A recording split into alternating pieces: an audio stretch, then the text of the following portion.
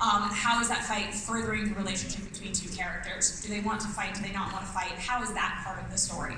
And our stunts were amazing with that. I would say, I mean, there's so much credit to give out on the show. Sophie Holland, our casting director, gets first and foremost all of the credit because she's the one that found these incredible actors to fill these roles. And she did a worldwide search. We cast everywhere. She flew everywhere to meet anyone who thought that they could embody one of these characters. The writing staff, obviously, the show is on their shoulders, not on mine. There are 6 writers in addition to me and a support staff of 4, and their brains at work are really the ones that come up with these stories. I write the pilot, and they just take the ball and run from there.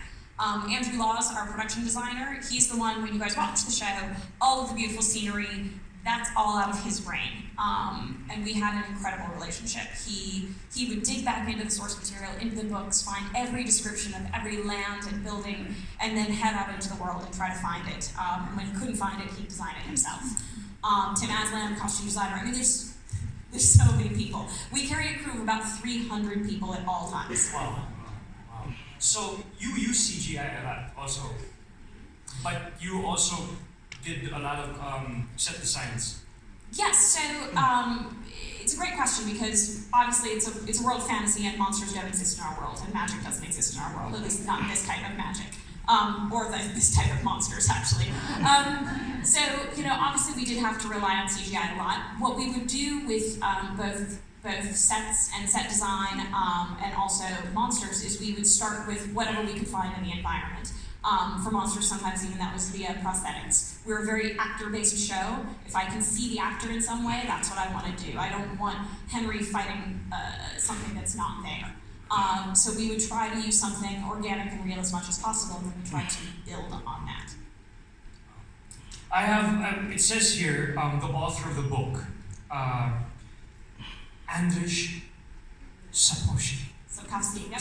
That was pretty good. Oh, thank you. That was very difficult. Because my family name is Guidicelli, so it's kind of difficult. But Sapkowski is harder. I got that right? Okay. Sorry, you're the best. I mean, he came one time on the set. And how was that from writing the novel and to seeing everything come to life? What was his reaction in this? You know, he came and he got tears in his eyes. He walked around, and I think, you know, as a writer, I would be terrified of turning my work over to someone else and saying, let's see your take on it. Obviously, it's also a very popular work. It's beloved by millions of people. So I think he probably was terrified.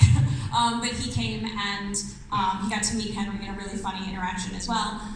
But he just walked around, and I think he was really blown away by how his world had come to life.